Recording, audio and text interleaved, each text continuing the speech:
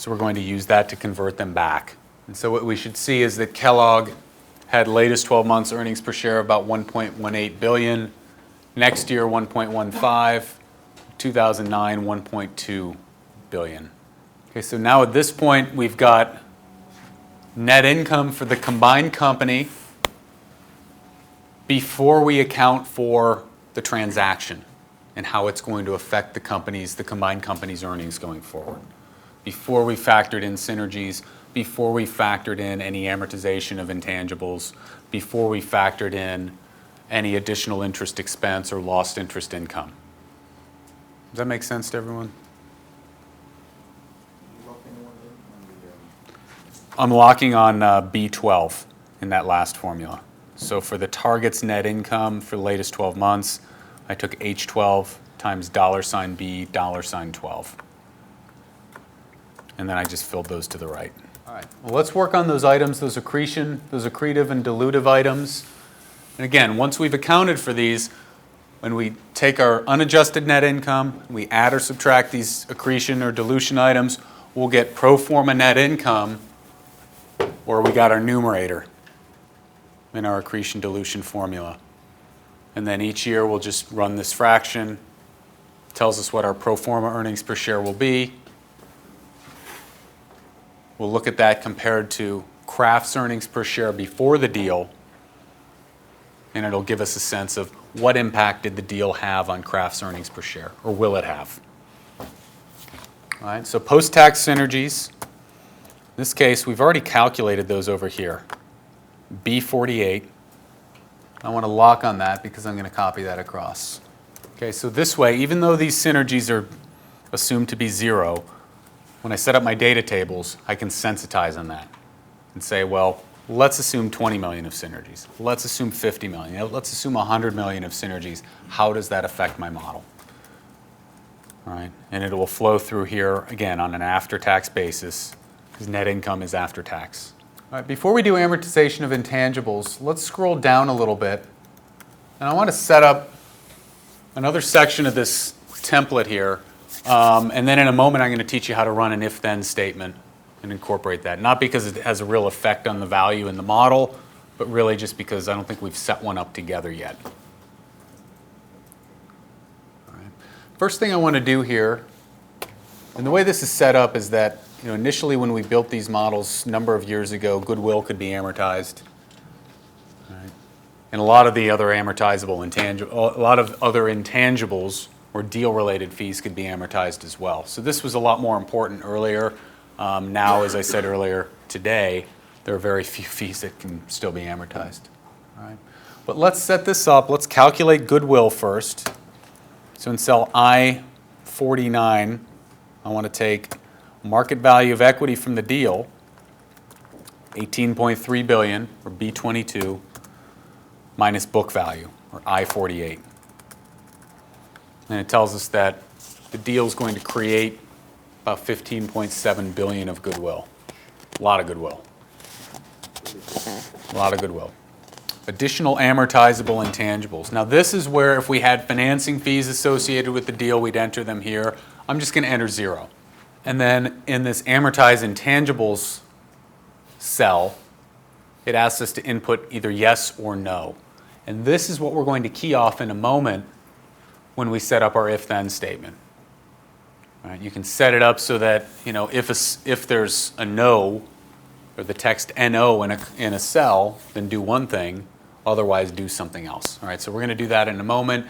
And if we are going to amortize intangibles, over how many years? All right, and actually let's have some fun with this. Let's put, and instead of 0, let's put 20 million for additional amortizable intangibles.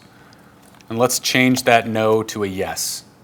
All right, we're going to change those back in a moment, but I want to show you how this impacts our model. All right, so change that additional amortizables to 20 million, change that to a yes, and keep 20 years for our amortization period. Let's go back up to our amortization of intangibles line, and we'll set up our if statement. Before we do that, I want to point out this says less. All right, we've seen this before. When something says less, it should be set up as a negative. So I want to say minus if, minus IF, left parenthesis. I want to scroll down to cell, what is it, I-51, that yes or no cell. If that cell, and I want to lock on this, F4 equals quotation. You need a quote here. Right. With the quote, it tells Excel you're looking for text. So if the text says YES, end quote, comma, so if that says yes, what we want to do, scroll back down, divide our amortizable intangibles, and lock on that. So I-50 divided by I-52, lock on this. You need to lock on all of these cells, comma 0. All right. I'll leave this up so everybody can get the right references in here, but I'll also interpret this for us just to make sure everybody understands what we just did. All right, so what I'm saying is if the text in cell I-51 equals yes, then what we want to do is take those amortizable intangibles that are in cell I-50 and divide those by the amortization period. Otherwise, that is, if the text in I-51 equals anything other than YES, then just put a 0 here. And hit enter, and you should have a -1. Fill that across to the right, F9 to recalc. And because we locked on it, we should have -1 in every cell. It's a nice way to incorporate an if statement into a model for calculation purposes. The if statements we've encountered so far, I think, really have been more for formatting. So if we calculate a formula and it gives us an error, then say NA or NMF or something like that. All right, here we're doing it for calculation purposes. All right, but that's basically how you set up an if statement. When we get into the full-blown merger model, you'll see that we've got it set up similarly, all right, to run one scenario or another based on a value that's been entered into a cell. It's kind of a cool, kind of an elegant way to run a couple different scenarios within a model. All right, so if that works, let's change that back, change our amortizable intangibles to 0, change our yes to a no, hit F9 to recalc, and you see that number go back to 0. All right, I really just wanted to illustrate and give you a chance to do an if statement. And those if statements, I think I mentioned it last week, they can be really, really powerful, also very complex. You can have if statements within if statements, within if statements, within if statements, sometimes called nested if statements. The waterfall modeling that I think I've sent to a couple of you in class has a lot of that. All right, so if you, again, if anybody wants that private equity waterfall model, send me an email and I'll shoot that out to you. All right, and the last thing we need to adjust for here is interest expense from the transaction. All right, remember, when Kraft borrows, they're going to incur some interest expense. Interest expense reduces net income. If they used cash from their balance sheet, they would forego some interest income, which would also reduce net income. So we need to account for that here in this model. What we want to say is minus, I don't think we need a parenthesis, minus B31 lock, oops, let me just redo this. Actually, use a left parenthesis, minus parentheses, B31 lock times B32 lock minus B33 lock times B34 lock times 1 minus the tax rate lock. Actually, we don't, my apologies, we don't need the minus at the beginning. So the formula is equals parentheses B31 times B32 minus B33 times B34, that quantity times the quantity 1 minus B47. And all of those cells should be locked on. And when you fill that across to the right, you'll know that you've done it correctly if it's the same number in every year. Okay, so you should get minus 131.9. I actually think the solution reflects a 35% tax rate. Yeah, it does.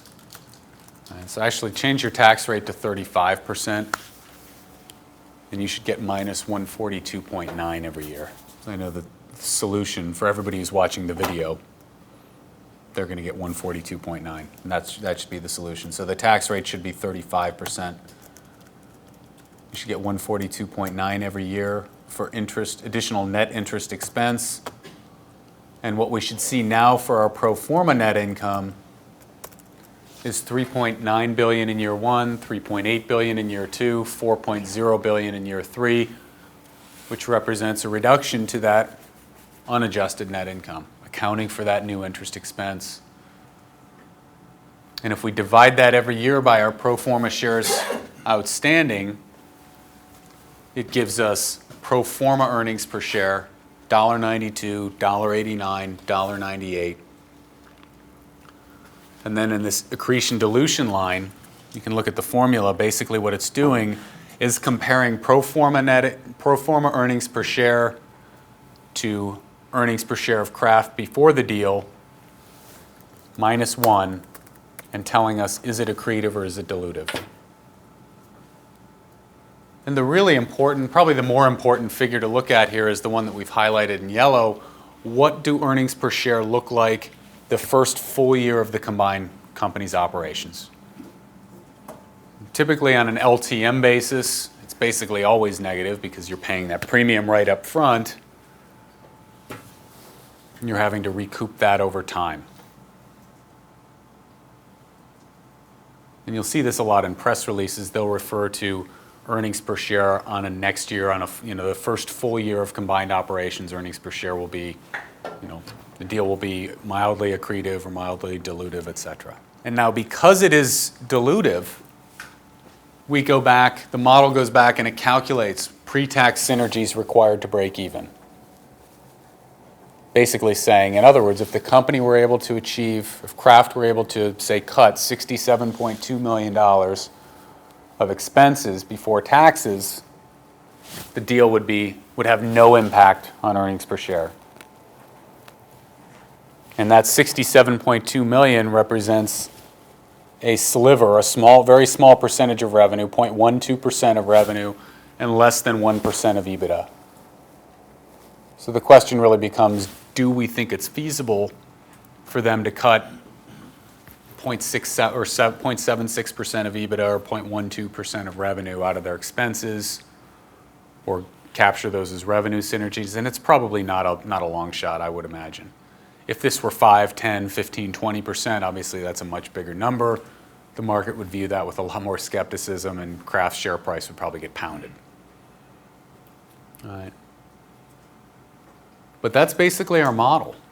That's basically a shortcut model. So like I said before, if we have some basic information on both companies, if we have the information regarding the consideration for the deal, that is how it's going to be paid for, how the cash component's going to be financed, et cetera, we can calculate this, we can do this model pretty quickly. I think we did this model in all of about an hour at the most. Right, so this is a good first look at a deal if you're a banker, or if you're maybe if you're working in corporate development for a company like Kraft, looking at potential acquisitions. This is the type of thing you'd probably run quite a bit. Hey, what would it look like if we bought Kellogg? What would it look like if we bought ConAgra? What would that do to our EPS? Is it worth pursuing? So it's a nice first quick and dirty look at a transaction. Kind of, does it pass the sniff test, so to speak? Maybe you're a buy-side banker. Maybe a company, maybe Kraft has engaged you to look for acquisition targets or to evaluate the feasibility of doing an acquisition of Kellogg. And you do the same thing. Right, your model, your homework is going to be basically the same thing. You're going to do one of these, different assumptions. They're outlined in the homework folder. It's an electronic assumptions file. Just follow that. It's pretty straightforward, just like this is. Like I said, this model is by no means rocket science. This is a very straightforward model. If you want to get more complicated, you can look at what we call a full-blown merger model. which you should have. It's the full merger model, Kraft Kellogg Shell. You should have both the shell and the solution in that main folder. So you can open that up. And we don't have time to go through this in class, but now that you've done a short form model, you've got all the skills necessary to build a full merger model. You've got the financial modeling skills that we did in class 3 or 4. Okay, you've got the ability to create a pro forma balance sheet that we did in the leveraged buyout modeling, and you've got the M&A modeling that we've talked about today. All right, so you'll notice on this file, there are far more than just one tab. The first tab, this Merger Assumptions and Summary tab, looks a good bit like what we just did, except when you get down to this point on the right-hand side, you've got a section where we've got a base case or an upside case. All right, and this is all with respect to how we run synergies through our models. Okay, so we're going to have the opportunity to run a base case where there are no synergies, or potentially an upside case where we get a 1% improvement in revenue, a 1% improvement in gross margin, a 1% of improvement in SG&A. And based on whichever case you choose in cell I-28, that's what the model is going to run. So if you choose to run one base case, your synergies tab later on will reflect no synergies. If, on the other hand, you choose an upside case, your synergy models will have synergies later on. That gets modeled, that gets linked up using an if statement. All right, so I'll show you that later, how that rolls into the model. But this is where you can basically set up a logic gate, a 1 or 0, or 1 or 2 in this case, and decide how to run a model based on that. Okay, so that's our summary. Pro forma balance sheet, very similar to what we've calculated when we looked at leverage buyouts. In this case, though, we take the buyer, we take the seller, we make some adjustments, negative and positive. At the end of the day, the negative and the positive, we add it all up. The balance sheet still needs to balance. All right, so remember, this deal created some goodwill. All right, if there were any intangibles like financing fees, those would get capitalized in there as well. All right, remember, Kraft to finance the deal, they borrowed. So we'd want to roll those in. Kellogg's common stock, additional paid in capital, retained earnings, accumulated losses, treasure, all that stuff gets bought out. Some Kraft stock that comes on. All right, so you can work through that model and basically put together a pro forma balance sheet around that. You've got all the, like I said, all the tools necessary to do that. We've got an actual model here. In this case, it's only a 3-year model where we're going basically line by line. Income statement, balance sheet, cash flow, debt schedule. You can try your hand at doing a quick and dirty depreciation and amortization schedule at the very bottom of this. And it's very, very straightforward based on some assumptions we use around DNA. Okay, but this is very similar to what you did in the financial modeling course or financial modeling class. Got an assumptions page. Again, the assumptions page is where we put our drivers in. Our drivers then drive our model. So a lot of these items here will be blue. A lot of the things on the model tab should be black. Same rules apply that we went through earlier. All different types of assumptions, from depreciation to balance sheet assumptions, CapEx, interest rates, payables. Right? If there's a line item on the balance sheet or the income statement, chances are there's an assumption associated with it. You'd enter it here. And then finally, a synergies model.